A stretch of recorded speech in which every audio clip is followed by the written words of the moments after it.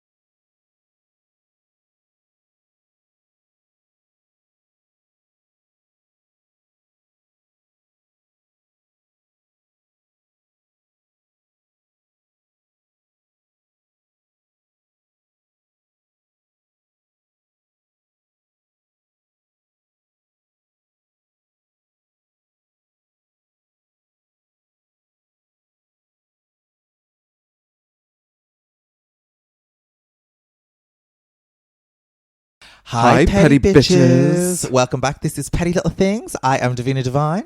And I am Victorian Secret. Victorian Secret. It is Eurovision week. Oh my God. Very excited. I'm actually really nervous. I'm nervous because I know that this is going to be coming out after we've competed in the final. So I pray to God that we're listening to this and we are going to be seeing Leslie in the final on Saturday. Yeah. So everything is crossed. Okay, so one of my friends is working on the Eurovision over there. Oh. His name is GJ. He runs... GJ or DJ? Like G for Gary and J for Jack, which is kind of a mouthful, isn't it? Yeah. It sounds kind of like a little lispy. GJ. A little bit, but he has a podcast called Ding a Dong, okay. which is a song that entered in the Eurovision. I know, from Ding a Dong, ding ding. I love that song. Shirley Temple Bar. Yeah, she used to do that, yeah. Anyway, so he's been interviewing Leslie a lot. And by the way, Leslie's given us a lot of shout-outs on different things over there. Love. So he messaged me this morning and said, by the way, Leslie gave you all a shout out in the pod again. It airs tomorrow. I said, oh, I love it. I can't believe tomorrow's the day. Shook. And he said, she's going to rock it. I have a good feeling she's going to qualify. And he's worked all it out. So he thinks that we're in for the final. Okay, well, I'm already there. And I believe if you can see it, it's going to happen. He's one of those like professional Eurovision heads. I just want that Saturday night moment where we're sitting down with a drink and going, Ireland is in the Eurovision Song Contest final. And especially because we were deprived of it so much last year. And I know some of you out there probably listening are like, oh, not really into Eurovision. Yeah. Eurovision is like, it's like my World Cup. Yeah. It's like my X Factor final. Mm-hmm. It's like my everything. No, it's not. I just feel, do you know what it always symbolises for me as well? It always symbolises the start of summer. Mm-hmm. And I don't know, it always feels like summer nights are just starting then. Yeah. I like that. And I've been, like, over the years, we used to always host them in the George, and there's just something, we always just have Annie Balls, and there's just a real, it was a moment of the year. It was like Christmas. Major, like, it was just the World Cup. A seasonal moment. Absolutely. Right, come here, let's get into it. Let's have a bit of a girly gossip. Let's do it.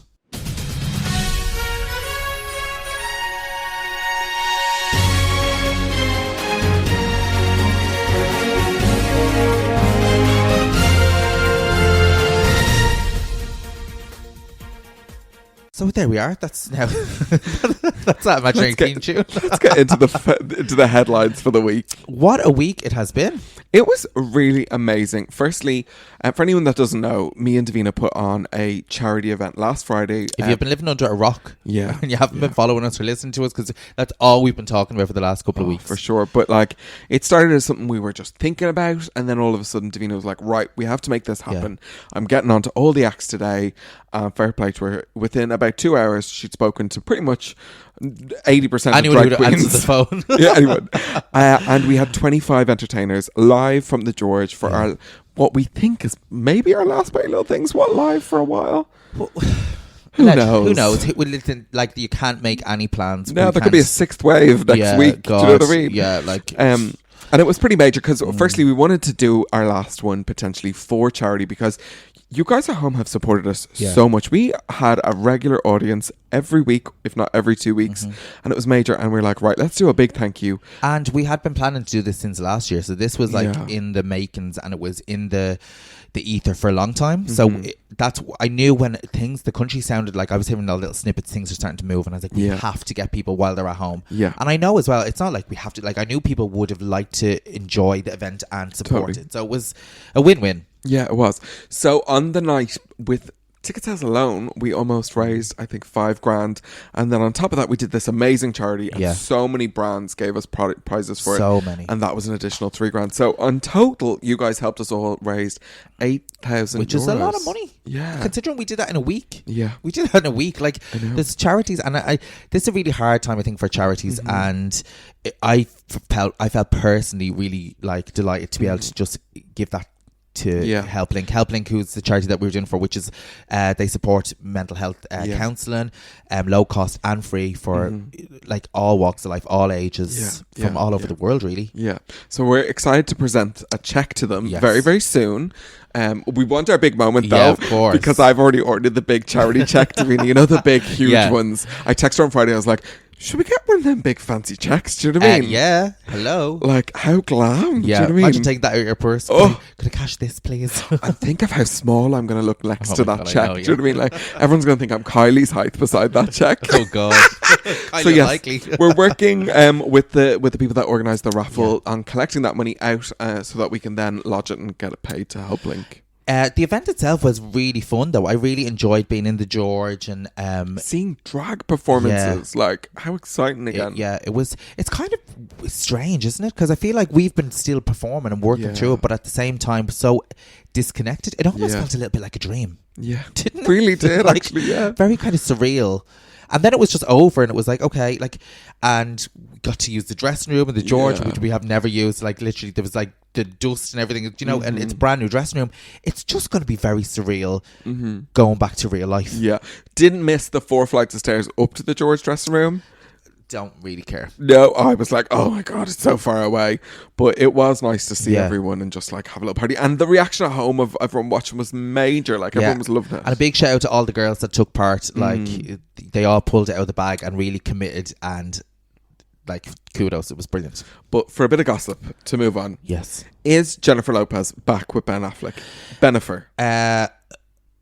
Who? I doubt it. They're on holidays together. I think, do you know what? I just think that there was so much. I think it's taking the heat off the fact that he was like a cheater, pumpkin eater. She's trying to distract from it. Probably. She is a clever bitch, isn't she? Well, it's not her. Whoever's behind her is like, because the focus was on the split, and now it's like he's just kind of a fag. But that's always the way with her. She just moves on. Yeah. Which is also something very kind of like psycho about that.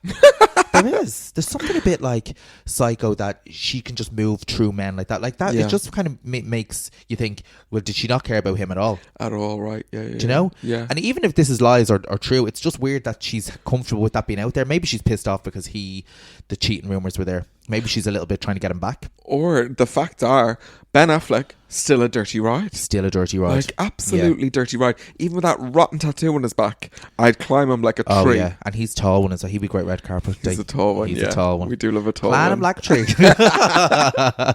We also have a release date for the Friends reunion. Yes, and see, what is this going to be? I don't the know. premise, like, I have a feeling it's going to be kind of... It's not, I don't think, are they going to be in character? I think it's more of like a throwback. I have a feeling we're going to be very disappointed because when I saw James Corden was on the lineup, I was like, I don't want him on the lineup. What's he got to do with Friends? I don't fucking know. But like, does he have to be on everything? Because he's as irritating as fuck. And who's your favourite friend? I think it's Monica. I think it's Monica too. Yeah, Monica Bang. Do you remember that episode? Do you want to say Jennifer? You want to say Jennifer Aniston? Which, by the way, the fact that I called her Jennifer Aniston, not Rachel, means she's really done some fucking things. Fair play to her to break that character. But like, whereas Monica is still kind of Monica. She's Monica. She's Monica. She did all that Scream stuff and everything, but she's still Monica. What was her name in Scream? Gail Weathers. Oh, icon. And she had that horrible fringe for that one of them too. What was going on there? Don't know, loved it. And then they're saying now that this new Scream that's coming out, by the way, just a little sidestep, that it's not going to be like Scream 5. It's going to be kind of like a new dawn of Scream. Kind of, yes. Love that. Which I'm excited for. That needs that. I liked the Scream movies. Me too. It was a good choice. Kind of crap, like, but like entertaining.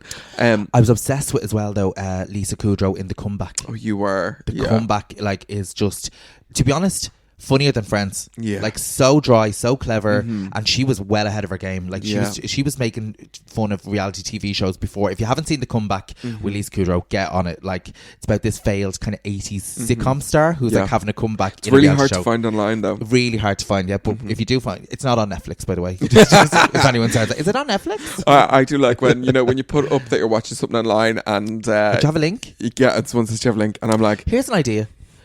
Google. I was like, well, you can't give the link because my box is dodgy and I ain't sharing. Yeah, it's true. So anyway, I'm not terribly excited about Friends reunion because I just think there's too much hype about it, just that kind of way. It's true, and I'm especially, is David Schwimmer a bit of a prick?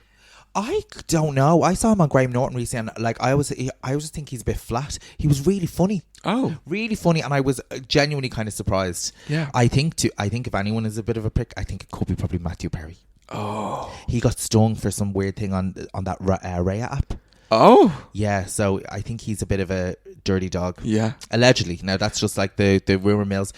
Remember he was on our flight? Yes. Oh my God. Yeah, we were flying from LA. No, we were flying to LA from San Francisco. Yeah, and Matthew Perry was on one of the front row, and I said, "Oh my God, there's Matthew Perry! There's Matthew Perry!" He was sitting in the front, and I like with when you're getting on the plane, people were moving slow. Yeah, and I looked down and I could see he was playing Candy Crush. And I was like, oh my God, there. And I you're on a plane. It was a small plane. So it was like a Ryanair flight. Yeah. It was just a little like Candy Crush saga. And that's his drag name as well. You were ahead of me. So I was like, oh fuck. And you hadn't seen. And I was like, oh my God. And you just want to say, there's Matthew Perry. There's Chandler Bing. I know. So then I just said, right, I have to get a photo because that's the only way. If I took a sneaky photo, then... So I took out my phone and he just looked at me. He just glared at me right in the eyes. He's probably used to it. He looked at me right in the eyes and the eyes just said, don't you even fucking think about it. Yeah. And I just had... Because he didn't look his best now, to be fair. No, but he just glared at me like a scary glare, and I just put my phone back in my pocket. Oh, I was terrified. But probably a flip phone back then, was it? No, it was an iPhone. But yeah, hilarious. But then do you remember I came along afterwards and I didn't know he was sitting there. Yeah. So I got frightened and I dropped my 2-litre bottle of water on him. Like it was closed. But like I literally was like boom, dropped it, and the plane was so small. He didn't look very particularly friendly. Or ironic, isn't it? Ironic, yeah. Not so friendly. Not so friendly. The reunion. Speaking of reunions and breakups and all that, Little Mix up the duff. Poor Jade.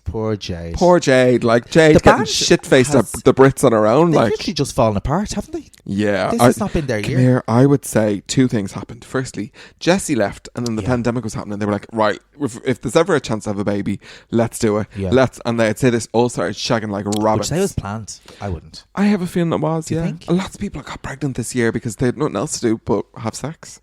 True. Do you know what I mean? True. I do always find, though, I think that... Now, I know everyone knows that I'm not fond of kids. Yeah. But I do always find that... You wouldn't need a whole one, like... I wouldn't entertain one at all. But I do find that when pop stars or people get pregnant like that, I do find like it changes the dynamic of the career. Like they're just not as... Their priorities change. Yeah. Very true. So I would... And also, I've just realised that Little Mix is like going for 10 years. Yeah. Which you kind of forget. I still think of them as kind of kids. They're actually like... they're L ones not now. At all. They're L ones. But they do come across real sound. Like genuine and real sound. Definitely. No, they do. They sound like really nice girls. And I'm delighted that they won the Brit Award. Like I think they've put enough effort in. And did you see Jade Locked though?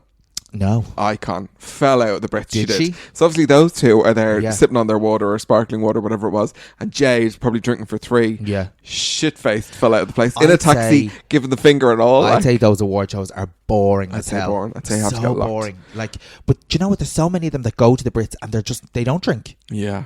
How could you go to those events and just be like Stone Cold Sally sober? Yeah. Do you know what I mean? Like that would drive me free nuts. Bar, right? Yeah, free bar. Like fucking rude if you don't drink. I think what would be worse with the Oscars. I think you that would looks bored. so boring. Yeah. Or the Emmys.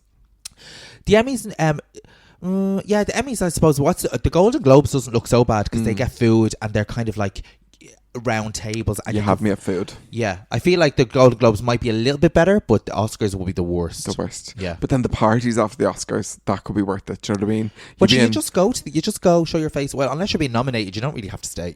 Yeah, but I'd be in like Elton John's party, being like, "Come on, Yeah, sing another tune there, Elton." hit it there, Elton. a little tinkle on the piano. Did yeah. you see Elton's cover with Years and Years I didn't, of no. It's a Sin? No, No, I didn't. Well, it's kind of great. I have to say, there's something magical about Elton. Like that he's able to do duets with like Lady Gaga or Blue or Years and Years and hold his own in a fresh way. Yeah. Do you know the kind of, because I hated Years and Years cover of It's a Sin. It was like real sad and depressing. I know the TV show was sad and depressing, but this is much more exciting. I did see Elton was actually on the bill for. I think it was when the Tina documentary was out. Remember Tina Turner? Tina. That documentary was out a little while ago, and they were talking about the time that Tina and Elton were doing a duet on the Divas. I think it was like 2002. Mm-hmm. They had Murder live on the thing. Oh. So there's footage going around of like the rehearsal. So they basically, Tina was doing Proud Mary, and she was singing away, and she's like, "Stop! Somebody is off." Was it Elton? There was a band, and she's like, "Somebody's off," and she's like, "Play it there on the strings." Someone on the strings, and she's like, "No, it's not that." She goes back singing again, and then she's like, "No, it's you." To Elton. Stop. She stopped. She called him out, and she's like, "It's you." And they had rehearsal footage, so they had like, you could hear the vocals of like Tina saying, "No, stop. We have to like get this right," because she was obviously like fucking with her tune and whatever.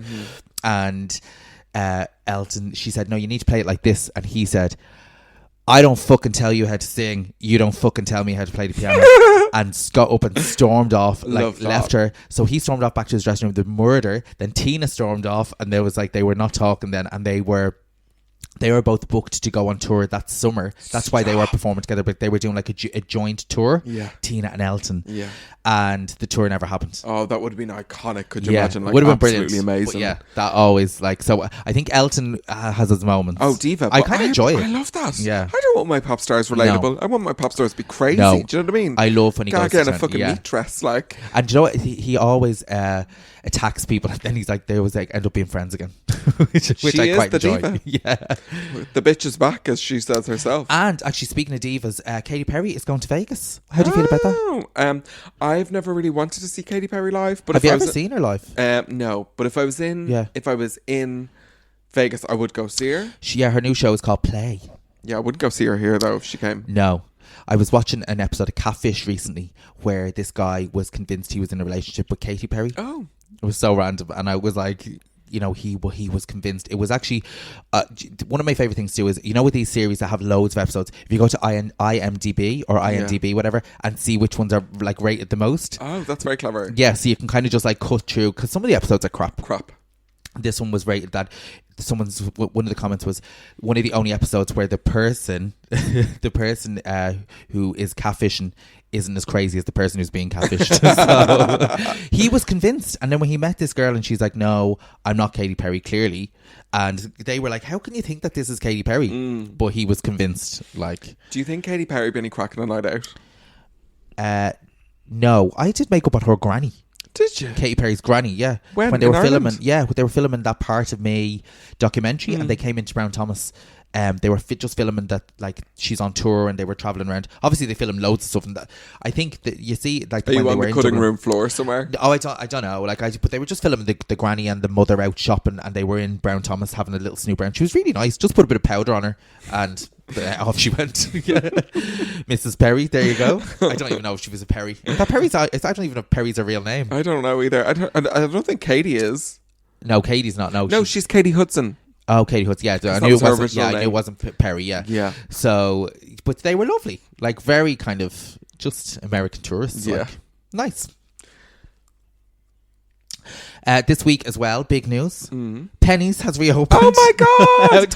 Okay, well, firstly, I didn't even try and get an appointment. Did you? I was like, fuck that. I put up a post. It was shared. I think one of the Dublin Lives or something said, "Here's how to get the appointment." So I put up online, have my appointment for Penny's. Can't wait. Before it was even announced how you could get the appointment. Stop. The amount of DMs I got. How did you get that appointment? I'm like, I was joking. It was a fucking joke. Who would want to get an appointment to go to Penny's? Like, I'm not that hard up for a few scattered cushions and a few tea towels. Do you know what I mean? Yeah, totally. Anyone that's listening in the UK, Penny's is Primark. It's the same thing. I saw people got mad, but wait until, is it next week? Or is it today that Penny's opens as normal now? You can just go in without an appointment. Yeah, it's Monday, so it's like today. So has it been insane? I was on the news today. There was, I love when they do these like little news segments where they go and they talk to like shoppers on the go. What did you get? What are you excited to buy? They got these Penny's Huns, like these 2 Huns, and they're actually fucking gas. They were like, I need to get new pajamas. It's like, of course you did, because you've been living in your pajamas for the last year. Literally haven't put anything else on. We're like, the pajamas walking off me. Not walking off me. Oh, what do you need from Penny's? I don't actually need anything from Penny's. No. I want socks. I need a load of socks. Yeah. I just want to bin my whole sock drawer. I found some that I stocked up on the last time, so I thought that was what I would have needed. But I actually found it. So there's nothing that I really need, but I do enjoy when they cut to those people queuing outside or people desperate to get into the shop, because it's just like gas. Well, I'm down to my last pack of nails. So I do need to get into Penny's, but I'm kind of impressed because I don't think I bought very many nails in the last year, so I obviously was hoarding all the fucking nails in my apartment. Yeah, like that's one thing I have loads of at home. I have like hundreds of pairs of nails. Love that. Nuts. Some for every occasion. There's a new TV show on Netflix called Halston about the designer. Oh, yes. I love. And I've watched the first 2 episodes. Have you seen any of it yet? No, I will get around to watching that because I'm obsessed with that era. Yeah, real glam. I watched. And Liza, there's someone playing Liza. Oh, yeah. Well, she was massive in his career. I watched documentaries about him before, like in real life. Yeah, because I like to know the real tea. And it was a crazy story. Yeah, but I noticed it's like a lot of people didn't really know who he was, and he was so influential. In.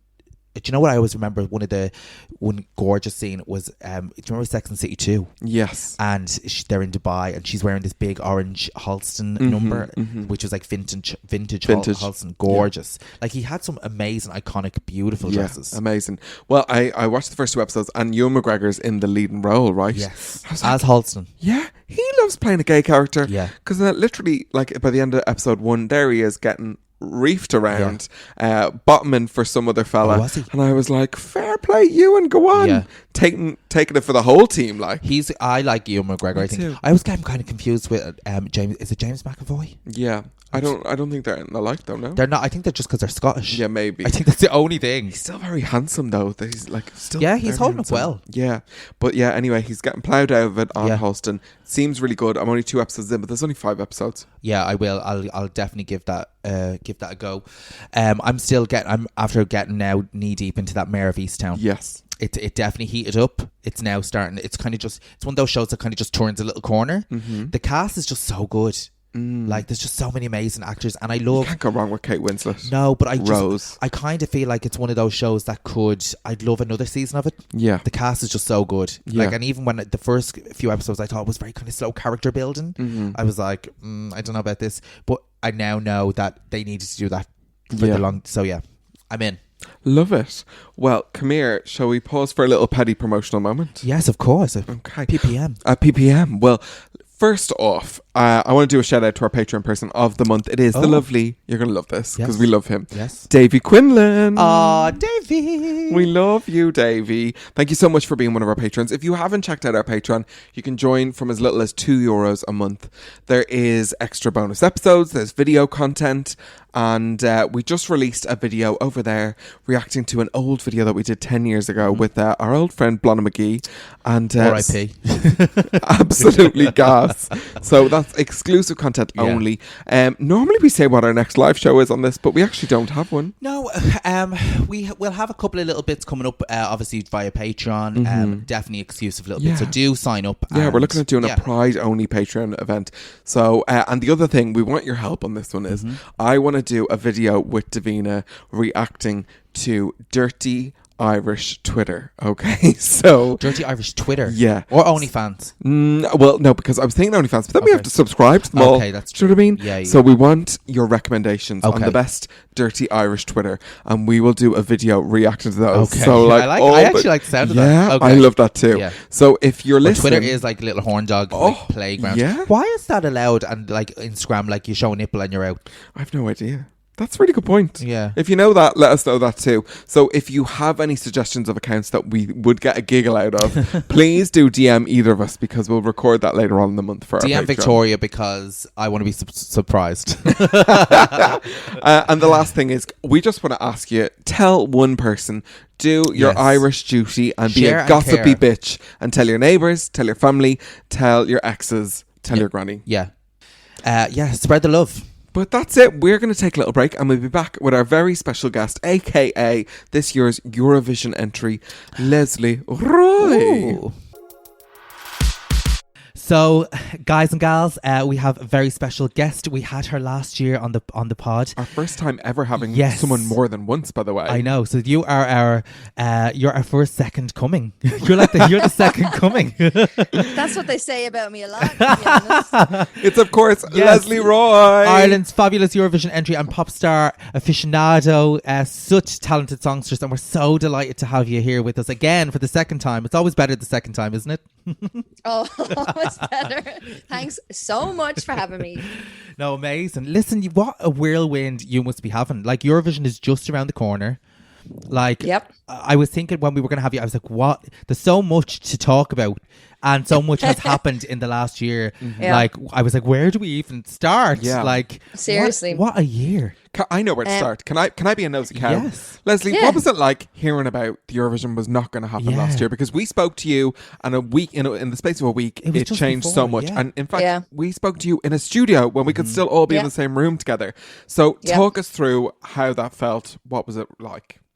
Yeah, I think like all of us at this point, we're just like COVID up, like Yeah. we still have to talk about it. But look, when it got cancelled, like everybody, I was upset. But it was so the turnaround was so quick to when everybody was when asking about what was going to happen next. Yeah. That really it was kind of buried very quickly. Do you know what I mean? If Wow. I'm completely honest, there was no. I want to sit and wallow in Yeah. it. There was no real, not when we were all experienced at the same time, right? So everything got shut down, cancelled. We all lost our jobs basically. So it was like, well, people are actually getting sick. So, I'm not going to complain too much. This Yeah. isn't the worst possible thing that can be happening to me. I'm going to go back. I'm a bit upset, but I have the option here now to obviously process what's going on in the world and see where I can take it from there. And if I can maybe do this next year, or if I wanted to try and do this again, even though we didn't even know it was going to go ahead. So yeah, it was upsetting at the time, but that's kind of come and gone really for me anyway. Yeah. Yeah. And how, when the news kind of was brought to you, how long was the period before there was talk of what next? Like, obviously with the crew and the team, because you obviously, the song that you had and all, you had like a performance planned and a vision of how that was going to be, and then that's just gone. So when was the turnaround kind of like they wanted you to come back? Was that soon after? What was the story there? Yeah, well, I had a conversation with Michael Keeley, the head of all the Eurovision in RT, who's met last year. Yeah. When we did our great show in the George. Oh, I know. That was my last show in the George as well. Yeah. It was, well, Wayne, I'd have to tell you though, I did see the first little footage of the mini documentary that we have, and yous are all over it. You kind of like bookend the whole thing, so it's brilliant. Oh, amazing! It's really cute. Yous are great in it. Yeah, no, I love fab. it. It's so good. And when is that the footage coming out? from the George was good. So that's going to be out, I think, just on RTE Player in the next few weeks, and I don't know, maybe after the Eurovision they might air it like properly on RTE too. But but yous are all over that because the George is a great night. But so I had a conversation with Mike. He called me. He's like, cancelled. Okay.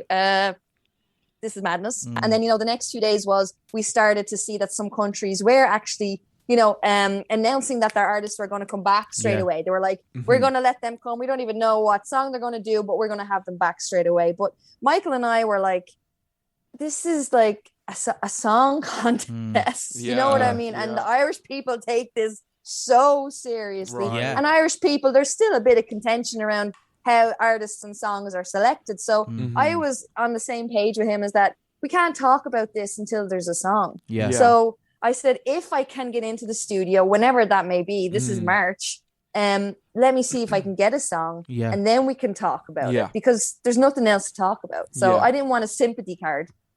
And like it must be very strange, because I was thinking about this, like, you know, there's always the big secrecy up to like the song reveal, and it's like everyone's like, who's representing us, what's the song going to be like, because Ireland in particular has like the, you know, the biggest history and all these iconic songs, and so there's, you know, a bit of like national pride, especially in the gay community, like, and I can imagine pressure for the artists as they come up to that big reveal. And we were gossiping like non-stop, going, oh, what's this new song what's going to be like? Do you know and our friend Ian was actually in your video last year. Ian and his mom were in the video. So Ian was like sworn secrecy, and Ian's a big Eurovision fan. So I was like, Ian, come on, he took it so seriously. Give us a little something. What was it? He wouldn't like not a peep. My friend did makeup on set. Wouldn't tell me anything about it either. No. So to go through all that, and then like to kind of see the reaction. Like, first off, what was the reaction to the song last year? Like, just relive it as if it was like fresh. What was the reaction? The reaction to Stormy Life was great. Especially within our community, right? You know, I think that opening it up on the George just really made it our own in a way, a little bit more. So we kind of got to own it a bit more than just releasing it on 2FM. So it went down really, really well. It charted. It went into number 12 at the chart, which Maps topped that anyway. But no, it went down great and fantastic, and the reception was great. And even from the people that didn't like it, that was still kind of what I was trying to do, because I was trying to shake the tree for Ireland a bit and trying to like wake up people. Like, we've got great songwriters here. We can write a big pop banger. Like, we don't just do these ballads with acoustic guitars. So I was trying to wake everybody up a little bit, and Story of My Life did do that. So even though it got cancelled, it still did a lot of what I was trying to do. It was a great song. Great song. It was a great song. Like, we know it's a song that you had in your catalogue for a while, looking for the right opportunity for it. So, I mean, Eurovision was that. It 100% was the right fit. We were straight on board with it. Yeah. Oh, no, we loved it. And I think the message of it was quite like poignant. I think especially for like the LGBT community. It was just a nice vibe. But then, so that comes out, everyone has a good reaction, and you're like, okay, you're past the first hurdle. You're like, people like it. That's like, you know, that's the first thing. And then, like, so had you got a plan, or can you say what was the plan? What was the vision that you were going to do? I don't even know where the stage was going, because it got cancelled the morning that they were going to start to shoot stuff for the LED screens. Oh no. Okay. Oh wow. So I genuinely don't know where that was going, but for this year, you know, I found this creative director, Frederick Reidman, and he staged the graphics and everything for Mons Zemler Heroes. I don't know. Oh my god, I love that song. Yeah. So he was gorgeous, that fella as well. Yes, Mons is definitely gorgeous. He's like ripped. So he did the graphics. I don't know if you can remember off the top of your head. Yeah, it was like very walking. Unusual. Exactly. Yeah, it was amazing. He did a very, very, very cool stage. And so, you know, I reached out to him when I knew it was time to start to look at that. And did you have him now? Song. Did you have him in your little black book? I've always loved that staging. Very good, Leslie. I'm very impressed, and that's very good. I'm also excited to hear that you have like a full hand in that too, because that's kind of always been a mystery to me. Like, how much do the artists get to control the visual? Well, I can't speak for anybody else, but I know there's not. I have worked on this. Maybe people say I'm crazy. I have worked on this every single day in some form or another since this got cancelled, and that is quite bonkers. I understand, like, this is the Eurovision, but I found the director for that video, which we'll probably get into. Like, Ash Brady directed it up in the Wicklow Mountains. We got all the clothes. We found every single little piece of that, and RTE have been like fantastic, and they've really let me kind of just find all of these pieces together. There was never a no, we can't do that, because we never did it before. So I found Frederick, and I sent him the song, and I said, look, you probably get every country asking you every year, will you do the stage? And you do stage. And I said, will you check out this song though? This is going to be the Irish entry. And he got back to me straight away, and he said, 100%. Yeah, Germany really wanted me to do it, but I'll do this. This is great. Wow. So we've been working on this now since December online, just on Zooms, trying to figure out what to do. So I definitely know what we're doing for this when I didn't know what I was doing last year. That's exciting. I'm very excited now because first off, I loved that song Heroes. I loved the stage and it stays in my head. Yeah. So that is iconic. So I'm really excited. I'm curious because it's so different as in the package, the visual of this to the last one. Were you as involved with the last one, or is this completely now just your baby? Well, again, because I don't know where we were going with the stage, and so I know but like how much the video, the styling, the whole lot, it feels so different. Yeah, the video and the style. I mean, This Is Pop Baby did a fantastic job on the Story of My Life project, and I'm sure the staging would have been unbelievable. But this one, I've definitely found everybody. And hired everybody through just following the crumbs type of thing, following the breadcrumbs into the next thing and what would make sense for Maps. So it's a different vibe, isn't it? Like it's a different pardon the pun, but it's like it's a different story. It's like Maps is a different story, so it's kind of. I was very out of breath watching the Maps video. I was like, how is she running? I have to say, we've been in a pandemic, no one's been working out and she's running and lip syncing. The anxiety of like, oh god, because we were so behind you last year, and the anxiety of like, oh god, like if we don't like it, like what are we going to do? You know, like how are we going to like be like, oh that's great, like like it's because you can't, but like it's so fucking good. Like I personally love the song. I really like. I think song, the video, everything. I love everything about it.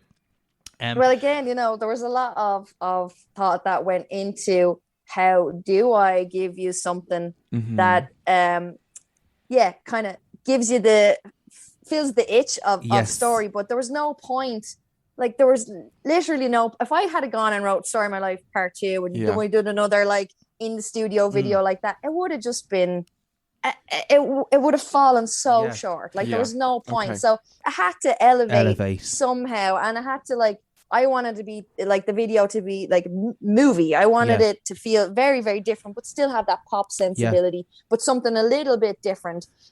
So, I wasn't going to come back with anything until I felt like floored by the song, until I got it. And that took song after song after song to get something if better than Story of My Life in a way. And one thing that has crossed my mind several times thinking about this, because I've had a lot of time to think over this pandemic. So, so like when all the songs came out last year, and like as they were being released, even when your song came out, and then you hear like, oh, Iceland was tipped for the top, and all these kind of things. Like it's like going into a competition, like say, and then seeing all your competition pre-show, but then the competition doesn't happen. So then you see everyone's hands and what they're dealing with. So you see what. So you're that's like, oh, that's what that fucker was going to do. They were going to fucking do that. Okay. I can do better than that. You're getting very aggressive about this, what that fucker was going to do. Because I kind of said this to you. There's a couple of countries that have come back this year, and I'm like, okay, to be honest, I'm kind of glad because their song isn't as good. Isn't as exciting as the year before. I'm like, good, okay, this is good for Ireland. I'm into it. Like taking it so seriously. Like, well, this is our World Cup. Yeah, this is our World Cup. Thank you. Yes, like it is. It is, and I think out of if you follow some of the the bookings and the bets and the fandom and all of that, out of the songs and artists that have come back, Maps is pretty good as a returning artist. So great. It's and I wanted it to be, and there was no reason for it not to be, especially we talked about the years that I have been writing songs. Like there was no reason to come back with a B or a C song at all. So I'm really proud of it. It's going down really well. In your opinion, like having listened to last year's songs, was there anything in particular that you would have picked as your winner? Like obviously apart from your own, like what that you thought was a standout song? No, I don't think Story of My Life would have won. It did what it needed to do, which was be like, oh, Jesus, Ireland are still in the contest. Brilliant. Grand. They're still there. They're still awake, Did you like any of the others?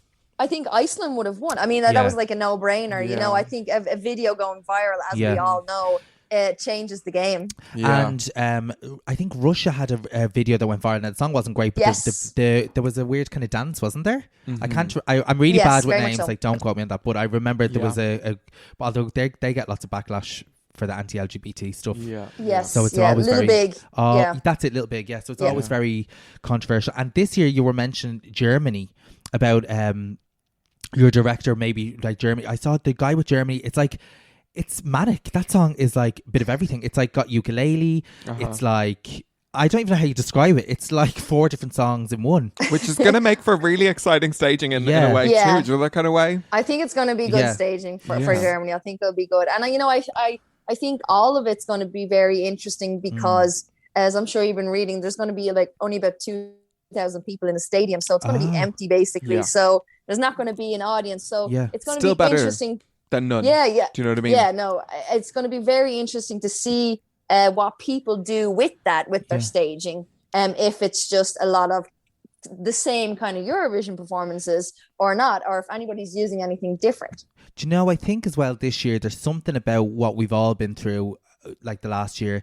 There's something about Eurovision. And I know they have really crap, like cheesy presenters are like, the Eurovision brings people but it really does bring people together. Yeah. And I think this year in particular, it's going to be even more poignant. I don't even feel like there's a little element of competition because it is what it is, but there's something about being able to make it happen. Yeah. That is like beyond the competition. Would you be fair in saying 100%. No, I said I get to the hotel, I'm going to fucking sleep. Like no one talk to me. As long as we get there, I do not care. Like roll me onto the stage in a wheelchair. I do not give a shit. Like as long as we get to Rotterdam, I think it's going to be like a sigh of relief for the Eurovision fans and just for anybody who has like a pulse that likes, music and wants to see a live show of some sort. So I think it's very important this year that this goes ahead. Yeah, I think it will. I know personally from people that have filmed stuff in TV over the last like even 3-4 months that haven't been from the country that they filmed in. Like there's ways of doing this. It's going to happen. I have every confidence that you're going to be in Rotterdam on the night, and I have every confidence that me and Davina are going to be sitting with screaming at the television, a bottle of wine, screaming our asses off. Do you know, every year when we used to host at the George, we'd always like if Ireland was in one of the semis, we would always I'd always do a video from the George, like basically everyone go, come on Ireland, like proper like Jackie Charlton's army, like literally like screaming all the gays. Yeah. Can I ask though, there's obviously so many different entries. Have you any buddies, any people that you've kind of linked in with and gotten to know who are essentially your competition, but you're kind of have been through all this crazy experience together over the last year and a half, 2 years? Yeah, no, I mean, I think a month or so after everything got cancelled, I started, as you've all watched me forever, trying to promote the Irish Eurovision online on social media for the last year. So I tried to do like these little live Insta shows where I had some of the artists come on. So, through that, James Newman, the UK artist, he and I have been chatting, and he's an absolute doll. And so he and I have been chatting, and North Macedonian Vasil is an absolute doll as well. And he and I message up about, are you doing this? How are you going to do that? Oh my God, how are you going to do this? So, and we've kind of connected throughout this whole process, and they're absolute lovely people. That's exciting. And even like when you were talking about kind of like, because it is a bit like a family vibe, isn't it? Like I think so. It's an experience that's shared kind of, and it's a really special experience. And speaking of people that have shared it, I saw when you did the Late Late Show special with all the previous winners, which was actually fab. Like the performance, your live performance on the roof was fab, by the way. Well, yeah, the performance on the roof was nice. It was amazing. And then was good, like I'm obsessed with Linda Martin. Like obsessed. Like look, Linda was amazing. Yeah. She was great, and she's so passionate about the Eurovision. So and we all obviously are too. So we kind of, it started to escalate a little bit when we're talking about it backstage.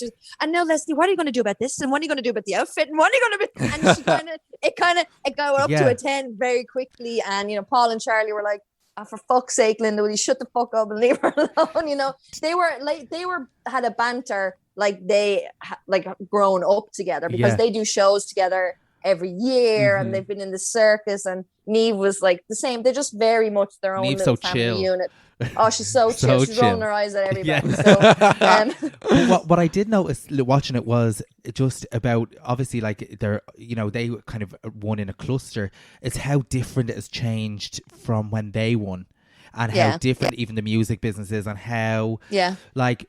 Do they still kind of, I know they're passionate about it now, but do they understand the pressure that you will be under now? Because it was a very different ball game then. I think it's much more high pressure now. I don't think, I was explaining all like these online, the home concerts and the online interviews, and the amount of communication that I've kind of been doing over the past year, and I think that took some of them by surprise. Yeah. Just that alone, that it's this very long campaign versus, you know, I don't really know the specifics of how they would have done it in the 90s, but you know, a few months maybe ahead of time, they had the song and to go and get an outfit made versus like, I don't even know if there was music videos for the songs back then. You know what I mean? So it has fallen more into the lines of where the music industry is, which is just consistent marketing and change exactly, and everything is same with sports. Like if you watch a football game from 20 years ago, it's completely different to now. You know, the athletes train different, they perform different, and it's the same with singing and recording. The jerseys are on. You know, the shorts aren't as too long anymore. Too long. The shorts are not short anymore. Exactly. They're ridiculous. Exactly. So yeah, I think they were like very interested in how different it was behind the scenes, and also very supportive of the things that they really knew about, like go out there, do just all you can do after all of this is do your best. And you know, Linda was very, very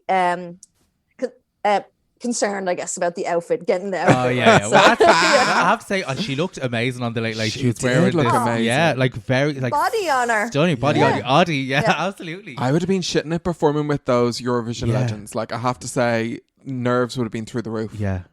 I know anything was better than my live performance last year, so it was easy. I was just sit down and like not have a panic attack. And come here, tell me this: of all the Irish winners that we've had, what is your favorite? I mean, I think I got to sit down with them and sing, those acoustics with them. They really were like the Niamh and Paul back-to-back years were the big ones. Yeah. For me, and I think we said this before too. Like as similar age groups, those were the ones that kind of stuck out for me. Yeah. Oh, I love it. I like a bit of Terminal 3. I can't lie. It's campus tits. But that wasn't a winner. I know, but it's still, to me, it is a winner. Like, well, it's iconic. Well, it came second, didn't it? It was second. Make It Your Heart song is like a winner for me as well. That was such a big song. I actually love all of our songs that we've sent. Even the only one I didn't really like was... Don't say it. I'm going to say it. What one are you going to say? It's Dervish. Oh, I didn't really like that. That was my opinion, but I'm not really into trad music. Not really my thing.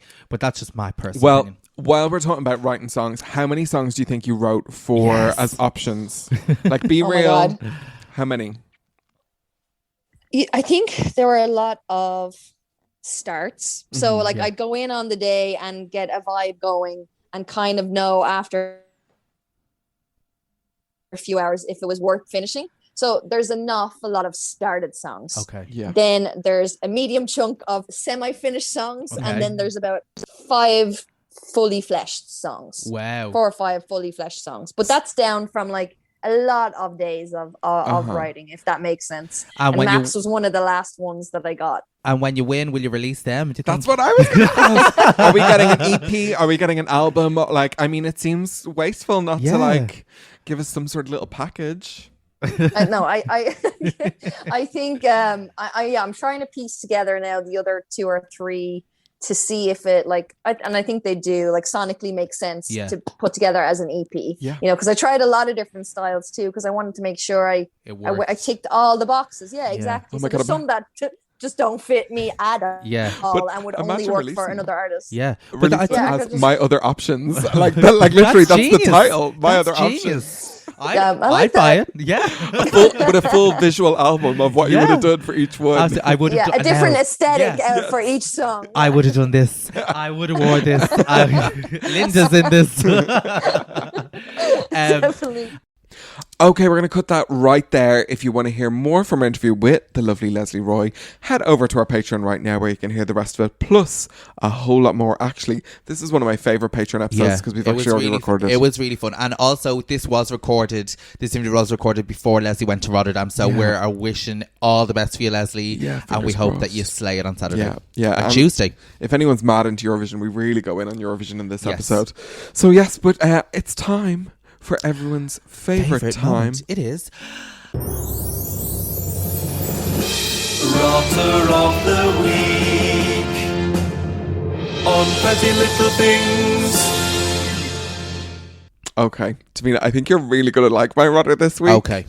Like, because we always have a thing where I always say, "Don't tell me your rudder till," because I like to hear it with virgin ears. Yeah. And then be like, "Oh yeah, Yeah. oh yeah." 'Cause I do enjoy a virgin ear pop. mine is just silly, and I also have a listener submission as well. So the first one is people thinking they've been shadow banned on Instagram. Do you know what I mean? Okay. You guys, no one's seeing my content. Nobody can see me anymore. I've been shadow banned. I've been shadow banned. Okay. Now, for anyone that doesn't know what shadow banned means, it means that Instagram are hiding you on purpose because of something that you did. No. Does that actually happen? It does. It actually does. If you put up naughty stuff, they will hide you and like try and stop people from seeing it. And it's really hard. If you show nipples. A bit more than a nipple, I think. Do you Yeah. know what I mean? But no, Deirdre, your content's just shit. Yeah. Nobody's interested. No, Instagram are not seeking out you, Deirdre, to shadow ban you because of your raunchy little shoulder picture. I like absolutely have to, like, it's mostly drag queens that I've seen actually doing that. Oh, saying but that I'm they're not getting shadow naming and banned. shaming. Okay. Do you know what I mean? But also the algorithms play a big part in that. I Huge. don't think people realise the algorithms have changed, and now Facebook is dying a death. Like it's slowly changing. So now people are like, they want you to spend on Instagram. That's where that's Yeah. going. And then that's going to, like we were It's going to talking, kill the app. It is. It's going to churn into something else because that's how these things seem to be rolling. And people seem to be having, the lifespan is getting shorter. Do you notice that? Yeah. Oh, it so is. And I've noticed now, if I put up a swipe up link, an actual swipe up link, my views on my stories will stop at exactly a number. Yeah. Exactly number, and not go over that. It's like when the YouTube used to have views. Remember, it would I think it was like 314 views. It would just cap at that. And then like the views weren't being collected or something. So you can't really trust it either. Yeah, no, absolutely. But I just have to gag at everyone thinking that Shadow Instagram is out to get them and shadow banning it them. sounds quite glam. Shadow ban. It's a nice drag name, Yeah, to I be like fair. it. Shadow ban. Sounds like a gladiator, do you know what I mean? Yeah, it's like there was a Shadow. there. I met Shadow from Gladiators. Yes. Yeah, years ago. I Like- loved Gladiators. Yeah, loved. Who was your Gladiators. favourite Gladiator? I loved Lightning. I'm going to say Jet. Jet, yeah, she was used to the head flick. Yeah, Jet. But Shadow was a big black man. He was gorgeous. Right. And huge. Yeah. But I remember I met him and I was only about like 9. I was terrified. I've never seen anyone as big in my life. I liked in the reboot, what was his name? Gorgeous fella. Really big, and dated Kelly Brook for a while. Oh, God, yeah. I think he might have been on Celebrity Big Brother Was as well. it Rhino? Was it? I don't know. Maybe I his know name's the one you're Rhino. talking about. Fucking lash. He's beautiful. David something, wasn't it? David, yeah, that's David it. something. I'm sure he's somewhere doing OnlyFans content now. Stunningly beautiful at the Irish Times. My first thought of the week is something that I'm sure you can relate to. Go on. And this can relate to so many different things. So many people have pissed me off with this over the last couple of weeks. Okay. That I can't pinpoint one particular person who's done this, but you all know who they are. People who you give an inch to and they take a fucking mile. Okay. People who you're just like, you know when you think, you're like, yeah, I know that person. I know that person's just a little milker. Like sucking on my titties like you want to be calling me. And you kind of convince yourself, you're like, no, give them a minute. And they fucking just milk you again. And then you're like, oh, yeah, I just get busted with those people literally like, I was going to say one person who actually my dad.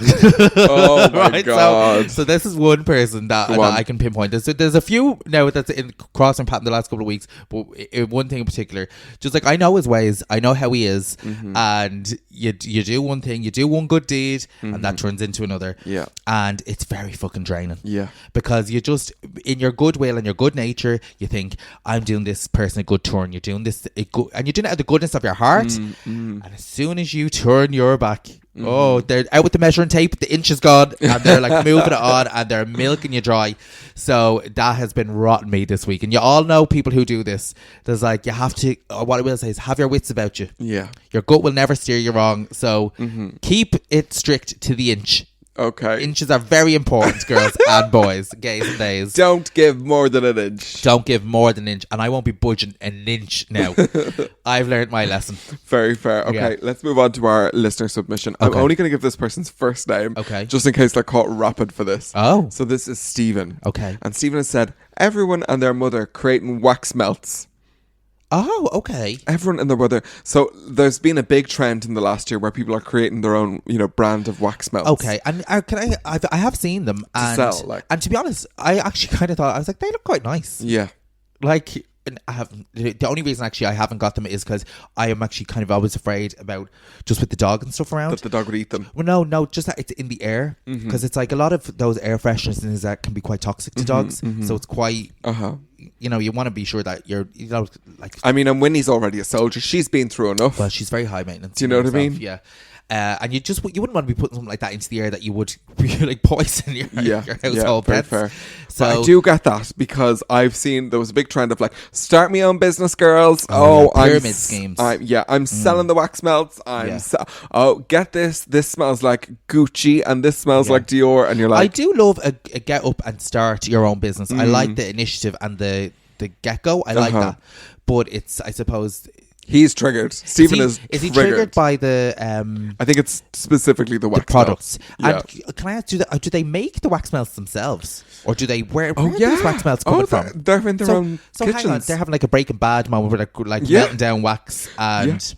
Like, crack cocaine. Like over the lockdown, I bought this waxing pot because I was going to get you all into waxing. I was like, I start melting the little wax beads or whatever. I was like, oh, this smell kind of lasted about an hour, and I was like, oh, this is very messy. You know, I'm not going to do this. So I was like, I wouldn't have time to be doing that. Yeah, very fair. Like, no, like I wouldn't mind buying a wax melt from someone, but don't be asking me to cook up in the kitchen. No, it just feels very messy. No, couldn't do that myself. Yeah, and then actually, a good little tip that if anyone does spill any wax, little hairdryer. We'll melt that down, take it off. So if you spill the old school wax, of the brown paper bag, like who has a brown paper bag around anymore? Nobody does. No, nothing is sustainable these days. No. Everything is hard fashion, quick fashion. Oh, right, come on. What's your second, Rodder? My second one is, this is another one that really irks me, is people who multi-talkers. Okay. Multi-talkers. And this happens to me a lot lately. So I'll be having a conversation with you. Or say there's 3 people maybe sitting around. And one person, as we're talking now, someone will keep talking at me. Okay. It drives me nuts. Oh, yeah. Because I always find myself, I'm looking at 2 people. Oh, yeah. I can feel 2 people. I can't. I don't have the patience for that. Yeah, it's very hard when someone is multi-talking or talking over or trying to. Won't let someone else finish their story. Do you know what I mean? Yes.